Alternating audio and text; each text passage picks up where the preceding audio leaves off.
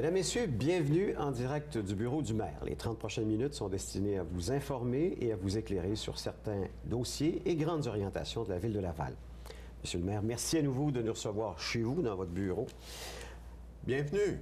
On se lance tout de suite, ça va? Oui. Vous avez réclamé un débat sur l'abolition de l'AMT, donc l'Agence métropolitaine de transport. On a annoncé ça cette semaine. La date, d'ailleurs, de l'enregistrement de l'émission reflète à peu près toutes les nouvelles dont on va jaser, là. Qu'est-ce que vous voulez comme consultation? Pourquoi est-ce que vous êtes... Je sens que vous êtes un peu contre. Est-ce que je me trompe? Mais en fait, compte, ce qui arrive, c'est que le ministre nous a fait une proposition. Et, la réflexion du ministre s'impose. Et je suis favorable à ça. Toutefois, à l'intérieur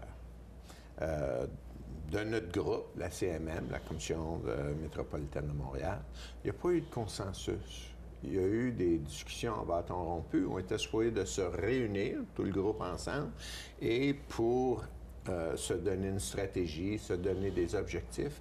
Et cet aspect-là n'a pas eu lieu. Alors, je me dis, oui, l'orientation du ministre, mais il y a beaucoup de détails à régler. Il y a des détails au niveau des juridictions, au niveau de la tarification, au niveau de la gérance, au niveau des orientations à long terme. Je vous donne un exemple. Ville de Laval, nous sommes une des rares villes qui offre le transport en commun gratuit à ses aînés. 7 jours par semaine, 365 jours par année. Est-ce que ça veut dire que ça va disparaître? Alors, évidemment, nous, on est là pour défendre les intérêts des citoyens de Laval. Et le service, est-ce qu'il sera à la hauteur des attentes des citoyens?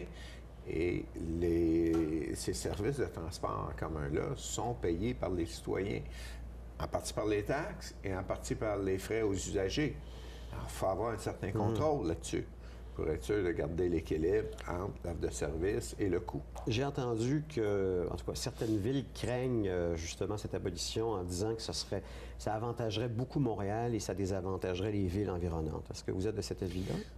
Bon, écoutez, j'ai écrit au ministre, et lui disant que la structure de la CMM a ceci de particulier. C'est que elle couvre 82 municipalités, mais automatiquement, le maire de Laval est vice-président. Le maire de Montréal est président. C'est dans la loi.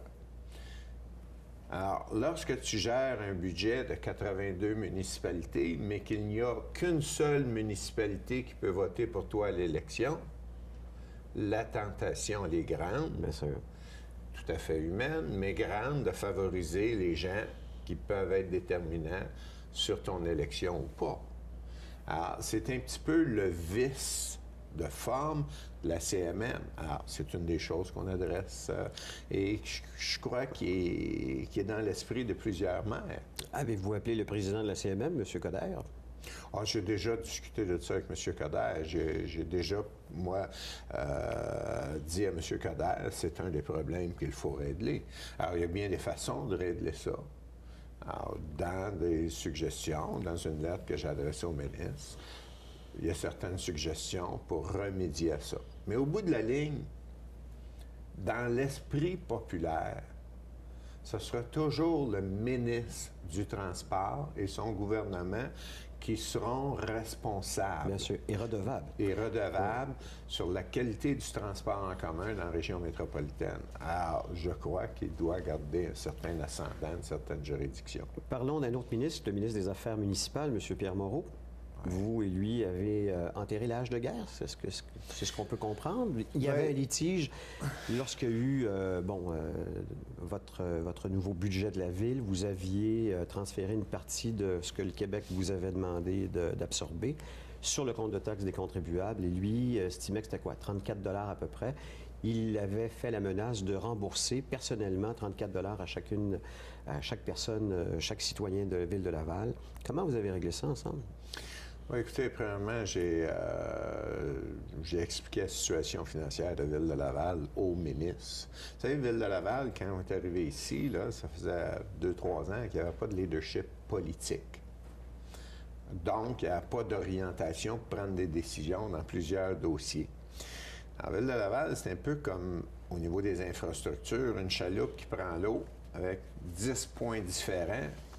Et les bouchons, c'est les finances pour régler ça, mais on en a juste 5. Il faut déterminer quel problème qu'on va régler et lequel que nous serons patients. Et ça, c'est le fruit d'une analyse globale qui nous permet de faire ça.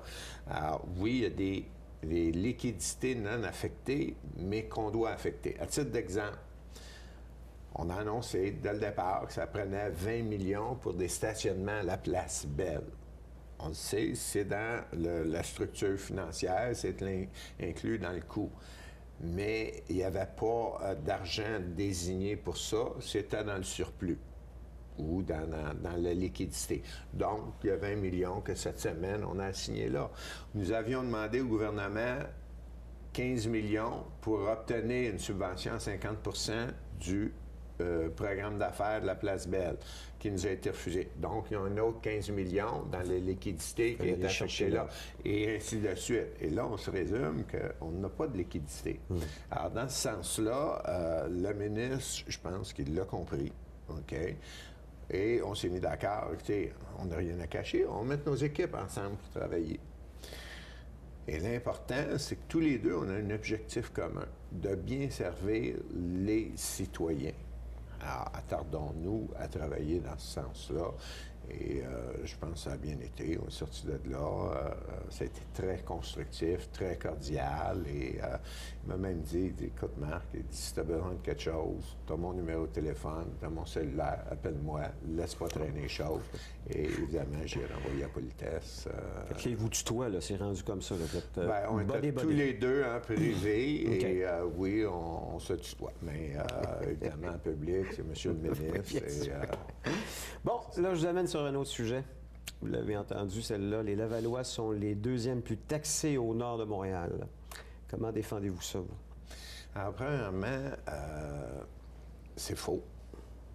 Et deuxièmement, il faut comparer des comparables.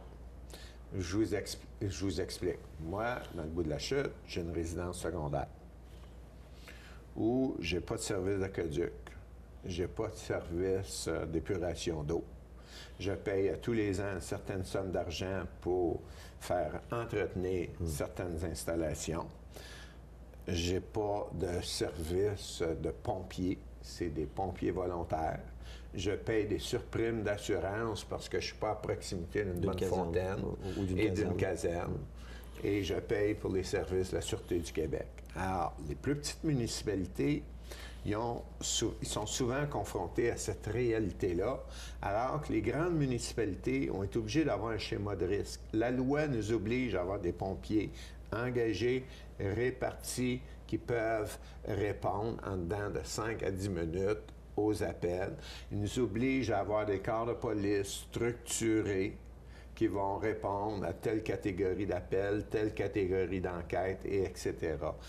Alors, lorsqu'on regarde parmi les grandes villes au Québec, donc les comparables, et je vous dirais les grandes villes, je donnerais ça en 3 catégories. Tu as Montréal qui est unique, tu as Québec et Laval qui sont des grandes villes de plus de 400 000. Longueuil aussi. Et Longueuil qui est aux alentours de 300 000. Et par la suite, tu as des villes comme Terrebonne, Sherbrooke, Gatineau qui sont... Bon, effectivement. Parmi ces grandes villes-là, nous sommes une des moins taxées. Et je vous montre un graphique ici. Depuis 2006, les taxes à Laval ont évolué moins que l'indice du coût de la vie et beaucoup moins que Longueuil, Ottawa, Québec, Gatineau, Montréal, et etc. Alors, Ville de Laval est une des grandes villes les moins taxées. Et nous avons augmenté le fardeau fiscal de nos résidents moins que l'inflation. Et je vous rappelle une chose, 2013, un gel de taxes sur les résidences. 2014, un gel de taxes sur les résidences. Maintenant, ceci étant dit, dès qu'on taxe, et c'est une des choses que je dis à M. Moreau, c'est pour pallier un manque à gagner. Qu'on taxe, que ce soit 6 4 ou 1 c'est pour pallier un manque à gagner parce qu'on n'a pas le droit de faire de déficit. Alors, dans notre cas, c'est faux. Il faut comparer les comparables. Parlons de 100 000 pour réaménager la salle du conseil. Ouais. Comment est-ce qu'on explique une telle dépense, M. le maire? Premièrement, il y a eu très peu de rénovation à l'hôtel de ville depuis plusieurs années. Vous allez prendre mon bureau, on n'a rien changé, sauf qu'on l'a aménagé pour avoir une salle de conférence à moindre coût. La salle du conseil, on a voulu faire des web-diffusions.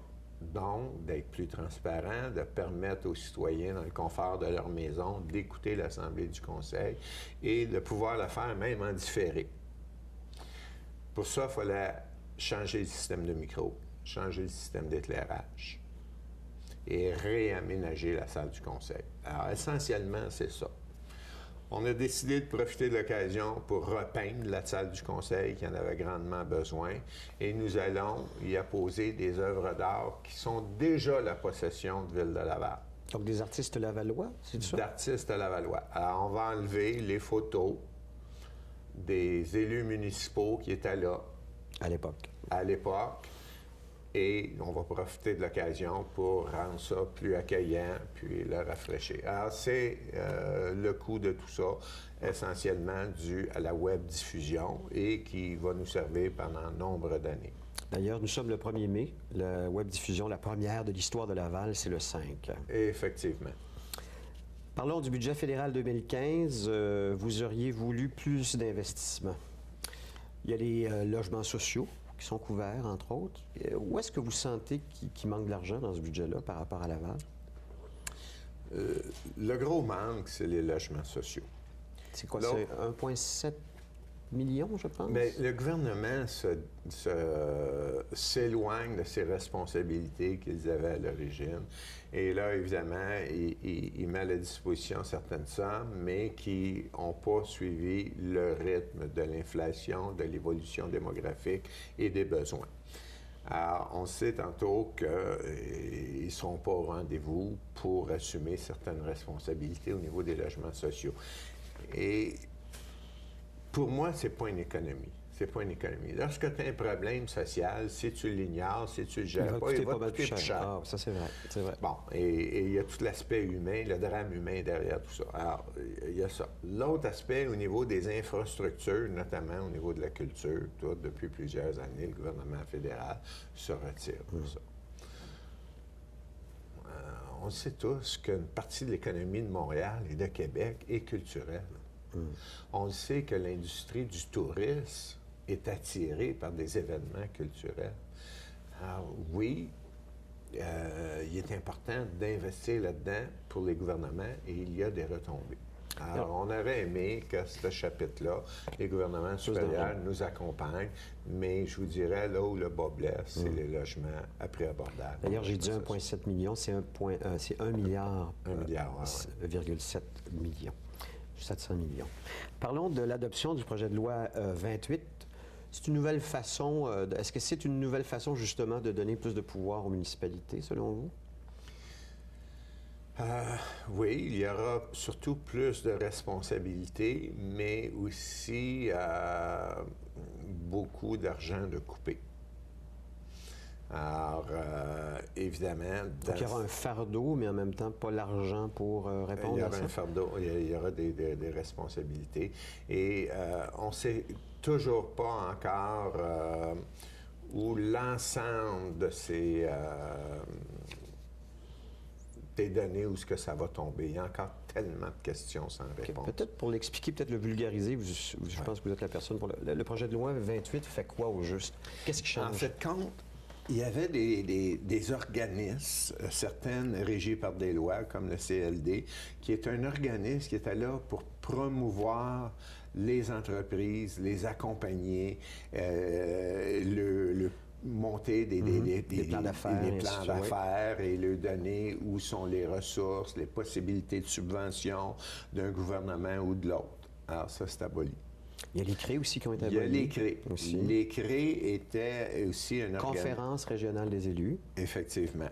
Qui avait comme objectif de permettre du développement entre autres communautaires et ailleurs, et d'accompagner et de pallier à des problèmes, souvent avec des organismes, des problèmes plus régionaux, et ça permettait aux régions de bien s'en sortir.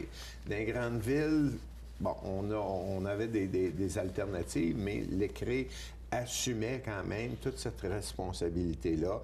Ça permettait à des organismes communautaires de mettre sur pied des services qui souvent bénéficient de l'aide de beaucoup de bénévoles.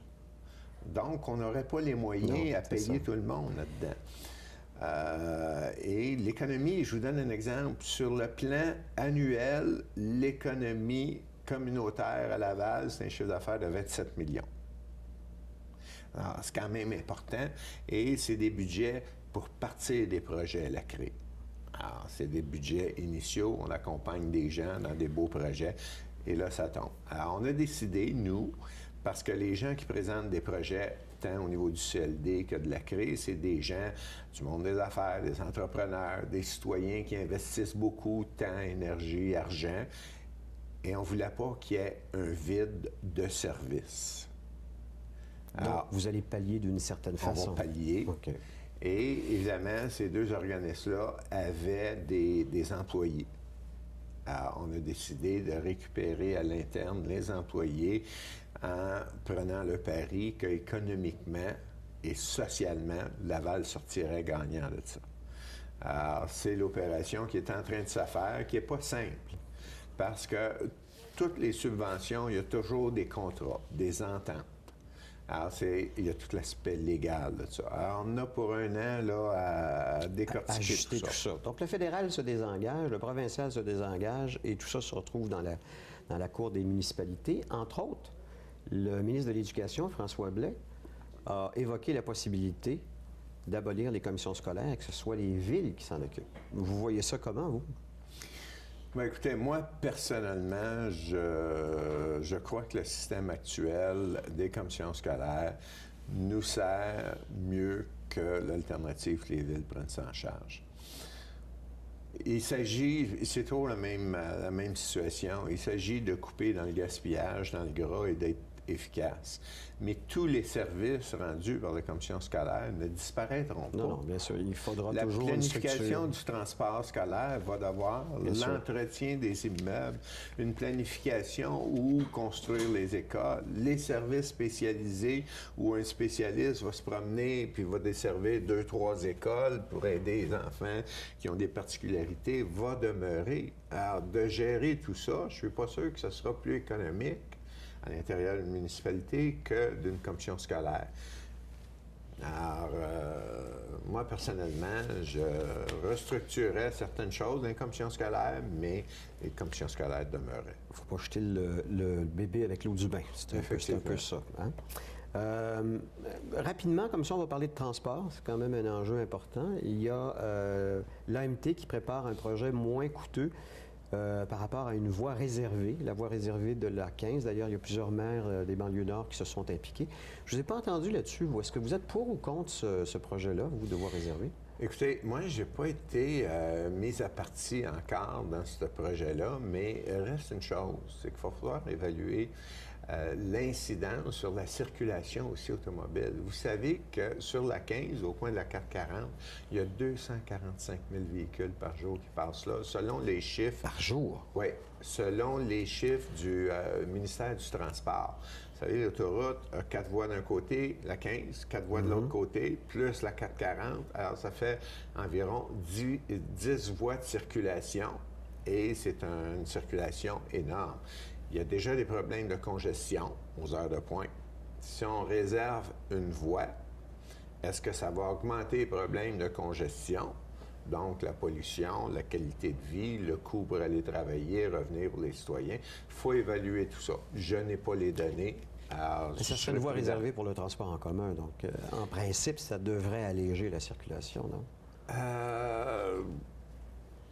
Il faut l'évaluer. Ouais. Il faut l'évaluer. Il faut que les gens prennent l'habitude du transport en commun et il faudra l'évaluer à ce moment-là. Permis de lotissement en ligne. Oui. Maintenant, on peut aller rentrer des chiffres dans un logiciel, j'imagine à travers le site web de Ville de Laval. Pourquoi ce changement-là? Ça aide qui au juste? Bien, ça aide tous les notaires qui ont à préparer des documents légaux pour les transactions.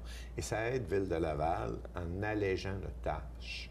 Au lieu de donner service un à un, les notaires peuvent aller et obtenir l'information qu'ils ont besoin pour préparer les transactions. Et ça évite la correspondance, ça évite à la municipalité de la main-d'œuvre et des gens qui gèrent. Et de plus en plus, c'est une voie privilégiée pour baisser les coûts de l'administration et nous rendre plus efficaces. Vous savez, le notaire, s'il décide, lui, à minuit le soir, qu'il s'en va vérifier, il le fait. Nous, on n'a pas besoin d'avoir un commis à minuit le soir disponible. Exactement. Alors, ça nous donne une flexibilité énorme.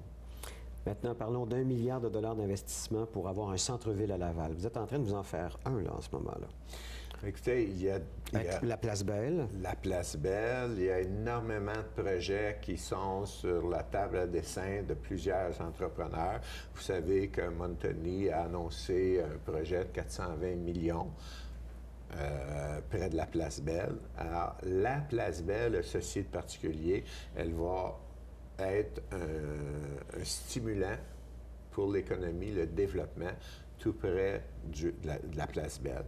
En plus d'offrir une carte au niveau culturel qui sera 120 jours de programmation par année et des activités sportives. Et il y aura 2 glaces qui vont servir à la communauté à la Place Belle.